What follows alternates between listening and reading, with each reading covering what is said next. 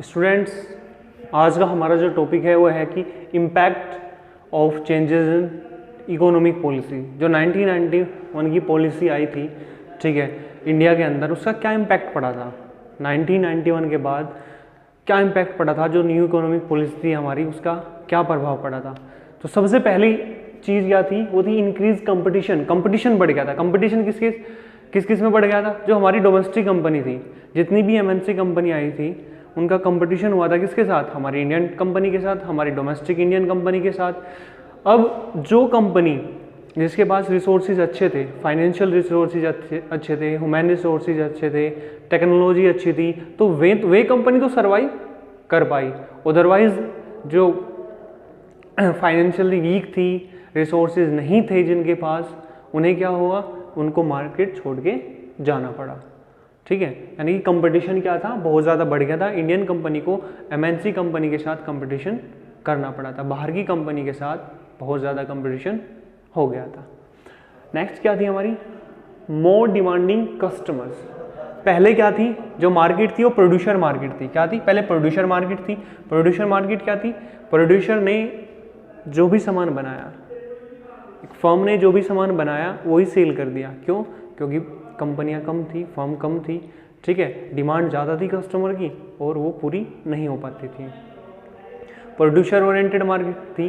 Producer जो भी बना रहा था वही क्या हो रहा था? सेल हो जाता था। लेकिन जब बाहर की कंपनियां इंडिया के अंदर आई, उन्होंने भी प्रोडक्शन किया, तो क्या हुआ? जो प्रोडक्शन जो हो रहा था वो अच्छा हो रहा था, बहुत ज़्यादा प्रोडक्शन हो रहा था, ठीक है। जो कस्टमर की जो डिमांड थी पूरी हो रही थी। अब कस्टमर के पास क्या था? ज़्यादा ऑप्शन थे, तो कस्टमर ने क्या किया? अब क्या होगी? कस्टमर ओरिएंटेड मार्केट होगी। क्या होगी? कस्टमर ओरिएंटेड होगी। पहले क्या थी? प्रोड्यूसर ओरिएंटेड थी। प्रोड्यूसर ने जो सामान बनाया वही सेल हो गया। अब क्या होगी? कस्टमर ओरिएंटेड होगी। कस्टमर को ध्यान में रखते हुए सामान बनाना पड़ा, ठीक है, क्योंकि बाहर की कंपनी भी आ गई थी इंडिया के अंदर और इंडियन कंपनी भी हो गई थी। बहुत सारी कंपनी इंडिया के अंदर हो गई थी, जिसकी वजह से कस्टमर को अब ज़्यादा शॉर्टेज की नहीं हुई थी। किस चीज़ की? गुड्स की। फिर आता है रैपिड चेंजिंग टेक्नोलॉजी एनवायरनमेंट। बाहर की कंपनी इंडिया के अंदर आई, जापान की, अमेरिका की, तो उनके पास क्या था? लेटेस्ट टेक्नोलॉजी थी, बहुत ज़्यादा टेक्नोलॉजी थी, ठीक है। और इंडियन कंपनी को भी उनसे बहुत कुछ सीखने को मिला, बहुत कुछ टेक्नोलॉजी इंडियन को मिली। बाहर की कंपनी जब इंडिया के अंदर आई तो बहुत सारी टेक्नोलॉजी लेकर आई। फिर हमारा क्या होता है? Need for development human resources. अब 1991 के बाद एक एचआर डिपार्टमेंट कंपनी ने अलग से बना दिया, ह्यूमन रिसोर्सेज डिपार्टमेंट। इसका क्या काम था? ये अलग से जब डिपार्टमेंट बना, इसका इतना काम था क्या? रिक्रूटमेंट करना, भर्ती निकालना, सिलेक्शन करना, एम्प्लॉयज़ का सिलेक्शन करना, फिर एम्प्लॉयज़ को ट्रेनिंग देना, ठीक है, उनके अंदर स्किल डेवलप करना। ये सारी प्रोसेस किसका था? एचआर डिपार्टमेंट था। ये अलग से डिपार्टमेंट हो गया। यानी कि जो बर्डन था कंपनी पर किस चीज़ का? रिक्रूटमेंट करने का, ठीक है, यानी कि भर्ती निकालने का, फिर सिलेक्शन करना, ट्रेनिंग देना, काम कराना, ये सब बर्डन खत्म हो गया था कंपनी के ऊपर से। अलग डिपार्टमेंट बना दिया था, एचआर डिपार्टमेंट। ये सारा काम एचआर डिपार्टमेंट का था। फिर होते हैं हमारे क्या? Market orientation. मार्केट ओरिएंटेशन में क्या था हमारा? देखो, पहले जो मार्केट थी वो क्या था? सेलिंग कॉन्सेप्ट था। कौन सा कॉन्सेप्ट था? सेलिंग। जो भी बनाया वही सेल कर दिया। कस्टमर के पास कोई ऑप्शन था ही नहीं, क्योंकि जो आया है मार्केट में वही परचेज कर लो। लेकिन फिर क्या हो गया? मार्केट ओरिएंटेशन होगी।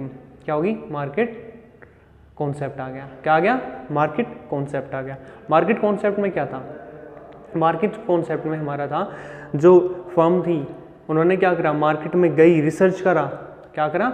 मार्केट में जाकर रिसर्च करा, कस्टमर की डिमांड क्या है, कस्टमर की नीड्स क्या है, कस्टमर की वांट्स क्या है, उनको पहचाना और उसी के अकॉर्डिंग प्रोडक्ट्स बनाए और तब सप्लाई करें, ठीक है। फिर होता है loss of budgetary support to public sector. देखो, इसमें इन्होंने कहा कि जो पहले क्या था, जो पब्लिक सेक्टर था, यानी कि जितनी भी पब्लिक सेक्टर कंपनियां थी उनको बहुत ज़्यादा लॉस होता था, ठीक है। लेकिन अब क्या हो गई थी? जो रिवेन्यू आ रहा है, जो प्रॉफिट आ रहा है पब्लिक सेक्टर को, ठीक है, पब्लिक सेक्टर की जो कंपनी थी उनको जो प्रॉफिट हो रहा था, अब वे उस प्रॉफिट को खुद यूटिलाइज करने लगी थी, ठीक है। अब अपनी कैपिटल को, अपने पैसे को में अपने तरीके से यूज़ करने लगी थी। फिर आता है export a matter of survival. अब हमारी जो इंडियन कंपनी थी कि यहाँ पे तो कंपटीशन बहुत ज़्यादा बढ़ गया था, ठीक है।